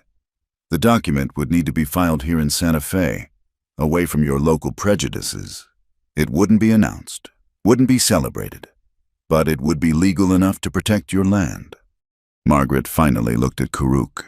His face was unreadable, but she saw the tension in his shoulders, the careful way he held himself still. "We need to discuss this," she said. Martinez nodded. "I'll give you privacy. But Mrs. Walsh, time is a factor. If Colton has connections, he'll move quickly." After the lawyer left, Margaret and Karuk sat in silence. The weight of what had been suggested pressed down like summer heat. "It would be a lie," Margaret said finally. "A paper marriage to protect property." "Would it?" Karuk asked quietly. She looked at him, startled. "What do you mean?" "We have shared the sunrise ceremony. We have chosen each other as Shiani. Among my people, this is marriage. The paper would only tell your people what mine already know." "Karuk." Margaret's voice broke. "This isn't how it should be. Hidden away, signed in secret, denied and disguised." He moved to kneel before her chair, taking her hands in his. "How should it be? Should we wait for a world that accepts us? Should we let them take your land while we wish for different times? You would do this bind yourself in their laws to protect what's mine. I would bind myself to you in any law, under any sky, before any witness who would see us." His thumb stroked over her knuckles. "The question is not what I would do, but what you can accept." Margaret looked into his eyes, seeing the truth there. This wasn't about land or protection, not really. It was about choosing each other fully. Consequences be damned. "If we do this," she said slowly, "there's no going back. Legal or not, binding or not, in the eyes of the world you would be my husband. A white woman who married an Indian. And I would be a Navajo who married a white. My people will not all understand either. What will your family say?" Karuk was quiet for a moment. "Joseph understands. He walks between worlds already. Others, some will say I betray our ways. But Margaret, my people know about adaptation. We bend like the willow to survive the storm. This is just another kind of bending." Margaret freed one hand to touch his face. I never wanted to be the storm you had to survive.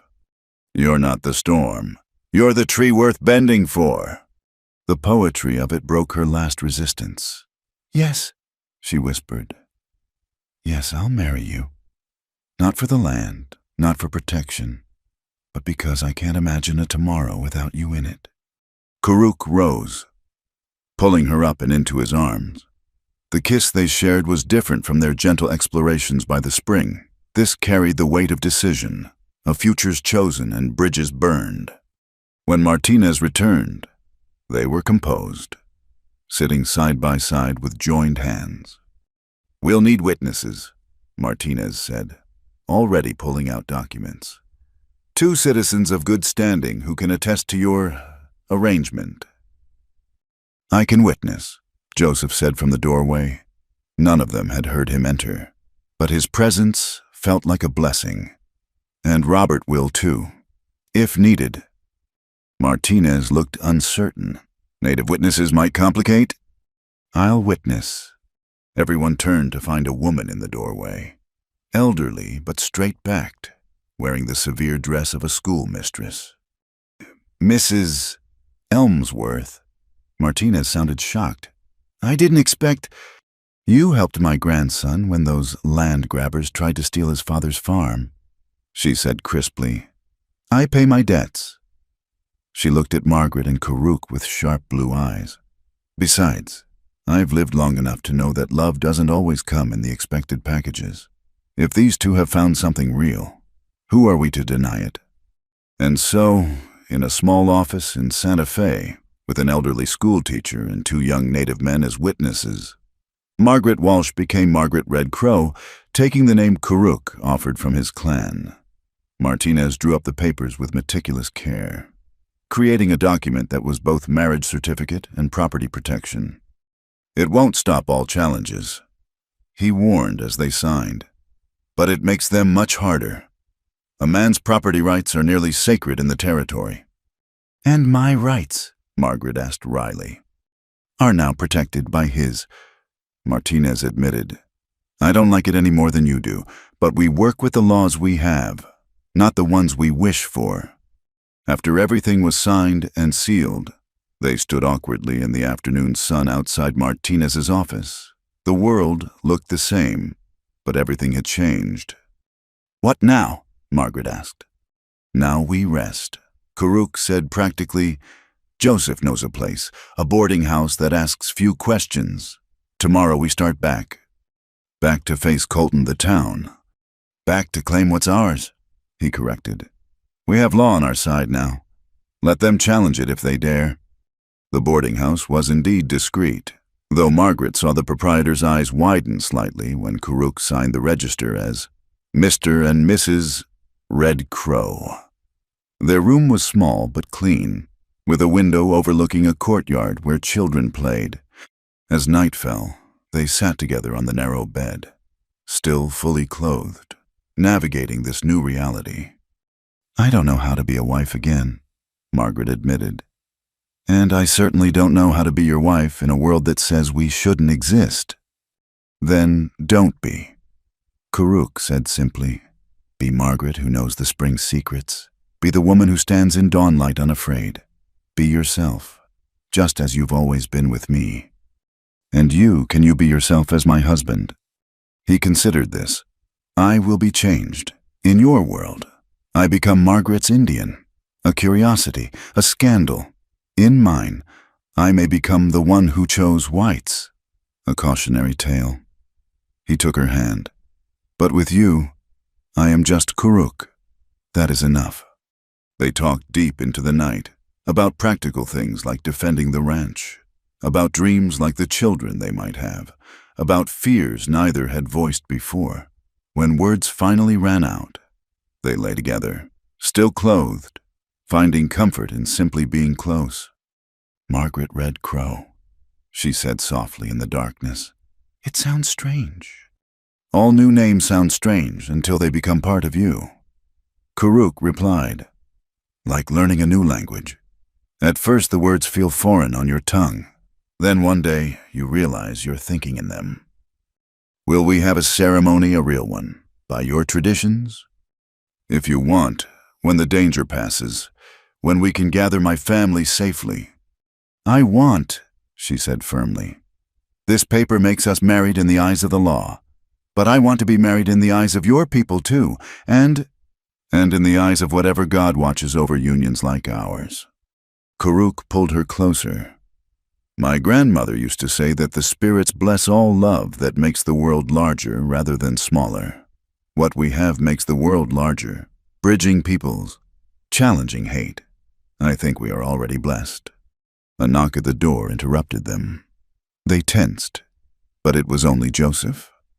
Uncle, he said through the door. Robert's returned from scouting. Colton's men are asking questions in town. We should leave before dawn.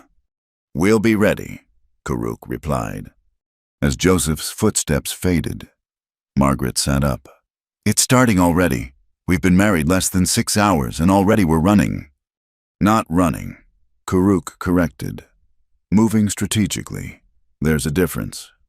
Is there, because it feels like we'll always be one step ahead of trouble. He sat up too, cupping her face in his hands. Perhaps, but Margaret, would you rather be safe and alone? Would you trade what we have for Colton's approval? For the town's acceptance? No, she said without hesitation. Not for all the safety in the world.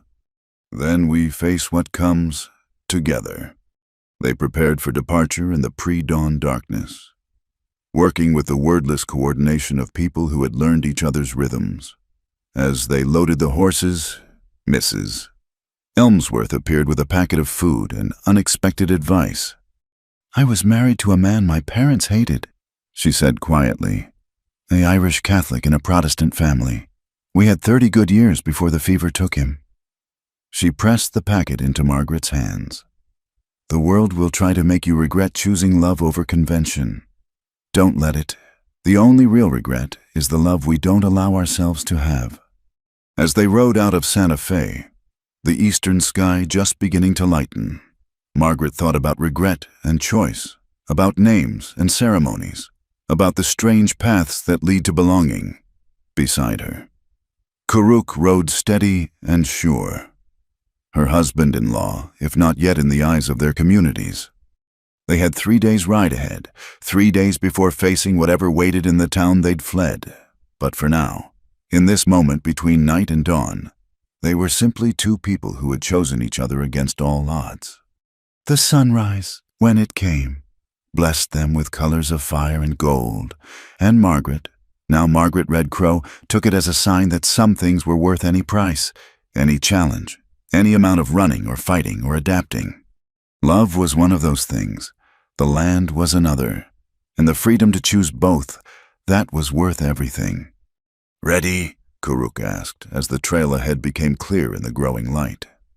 Ready? Margaret replied, and meant it. They spurred their horses forward, toward home and conflict and whatever future they could carve from an unwelcoming world. Behind them, Santa Fe slept on, unaware that it had harbored a small revolution, a quiet declaration of independence written not in grand speeches, but in simple documents that said two people had the right to choose each other. It wasn't the wedding either had imagined in youth, but it was theirs, real and legal and binding. And that, Margaret thought as she rode beside her husband into the new day, was its own kind of perfect. The adobe house stood unchanged in the afternoon sun, but Margaret saw it differently now, not as the widow Walsh's lonely homestead, but as the Red Crow Ranch. Hers and Karuk's together, they approached cautiously, Joseph and Robert flanking them, alert for any sign of ambush. Empty, Robert confirmed after scouting the perimeter. But someone's been here. Fresh horse tracks, maybe 2 days old. Inside, they found evidence of search drawers pulled out, papers scattered, but the house itself was intact. No vandalism or destruction. Even Thomas's books remained on their shelf. They were looking for something specific. Karuk observed, examining the disturbance. Legal documents, perhaps proof of ownership. Margaret smiled grimly. which are safe in Mr. Martinez's office, with copies filed at the territorial registry. She moved through the house, setting things right, reclaiming her space. Let them search. They'll find nothing to support their claims. Over the following days, they established a new routine. Joseph and Robert set up camp near the spring, keeping watch while helping with the heavier work of repairing fences and hauling water. Margaret returned to her garden, salvaging what the brief absence hadn't killed, and Kuruk moved between worlds, hunting with his nephew at dawn, working alongside Margaret through the day, teaching her more of his language in the evening. The first test came a week later. Sheriff Brennan rode out alone, his weathered face carefully neutral as he dismounted at the porch where Margaret and Kuruk sat mending harnesses. Mrs. Walsh, he began, then paused, clearly unsure how to proceed. Or should I say Mrs. Red Crow? Either works, Sheriff, Margaret replied calmly. Though legally, it's Red Crow now. Brennan removed his hat, turning it in his hands. So it's true then. You've married. We have. Kuruk's voice was steady, neither defensive nor aggressive. Is that why you've come? Partly. The sheriff sighed. Folks in town are stirred up. Colton's been talking, saying things that aren't fit to repeat. There's pressure on me to do something about the Indian situation out here. And what will you do? Margaret asked. Brennan met her eyes directly. My job, ma'am, which is to keep the peace and uphold the law. Far as I can tell, no laws have been broken. A woman's got the right to marry who she chooses, and a man's got the right to protect his property. Even when that man is Navajo, Kuruk asked. The law doesn't specify color, Brennan said carefully, though I'll admit it's causing complications I've never dealt with before. He replaced his hat, businesslike now. I came to warn you. There's talk of bringing in federal marshals, claiming this is a territorial matter beyond my jurisdiction. Colton's got connections in the capital. Let them come, Margaret said. Our marriage is legal. Our papers are in order. We've done nothing wrong. Maybe not, but right and wrong don't always matter when politics get involved. Brennan mounted his horse. Watch yourselves, and, for what it's worth, your husband's intervention saved Sam Morrison from a rattler last spring when they were scouting. Sam hasn't forgotten. You've got more friends than you might think. After the sheriff left, they sat in contemplative silence. Finally, Joseph spoke from where he'd been listening. He's a good man, for a white. He's a good man, period, Margaret corrected gently. Just as there are good and bad among all peoples. And he speaks wisdom, Robert said with a grin, using the title he and Joseph had adopted for her. Uncle chose well. That night, Kuruk fulfilled a promise, in the traditional way of his people. They held a simple ceremony by the spring. Joseph and Robert served as witnesses while Kuruk wrapped a blanket around himself and Margaret, speaking words in Navajo that bound them by older laws than any courthouse recognized. Now we are married in both worlds, he said as they stood in the blanket's shelter. The papers satisfied your law. This satisfies mine. And this, Margaret asked, producing a worn Bible that had been her mother's. Would you mind if we read something to satisfy the world I came from? Kuruk smiled. Read. She chose verses about love enduring all things, about two becoming one. The words, spoken under stars beside the ancient spring, seemed to carry more weight than they ever had in any church. Months passed. The threatened federal marshals never materialized, though whether due to bureaucratic delays or Sheriff Brennan's reports that all was peaceful, they never knew.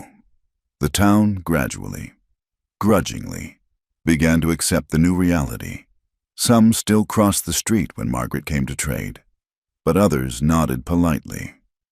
The schoolmaster's daughter Sarah began visiting, bringing news and staying for lessons in traditional weaving that Kuruk taught them both. Jake Colton made one final attempt. He arrived with legal papers, claiming the marriage was invalid, that miscegenation laws forbade such unions.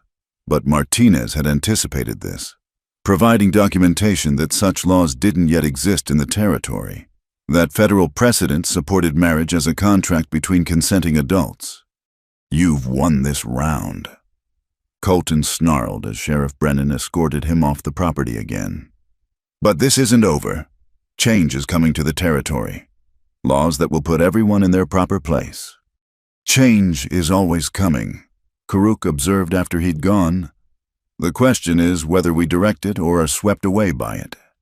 Margaret discovered she was pregnant as the first winter storms approached.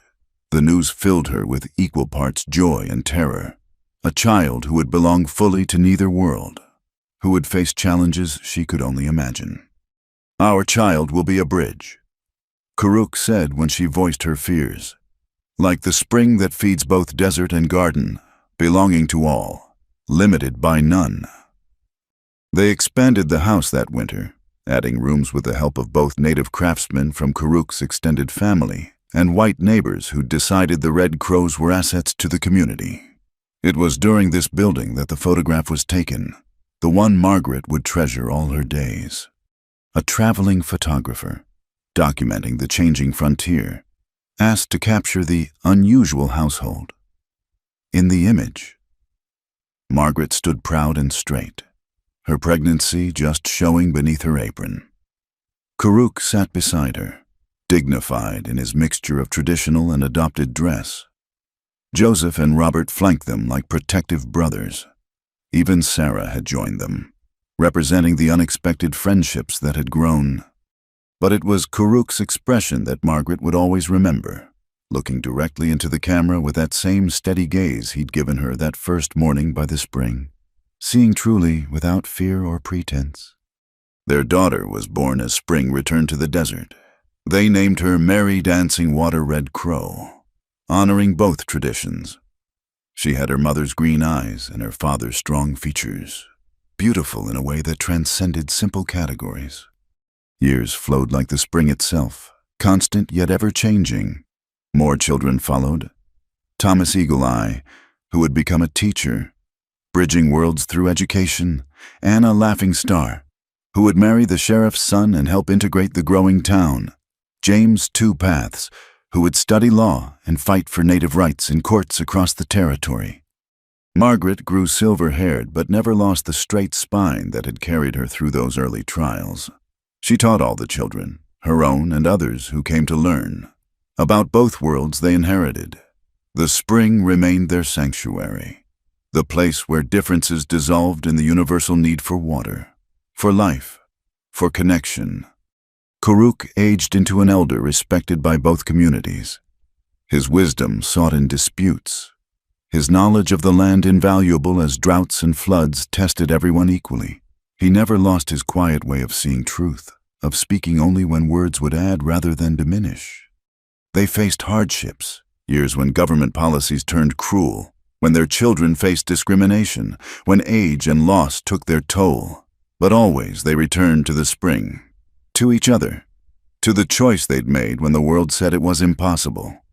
Near the end, Margaret kept the photograph close, along with the carved bear Karuk had given her so long ago. "Look," she would tell her great-grandchildren, pointing to the figures in the fading image.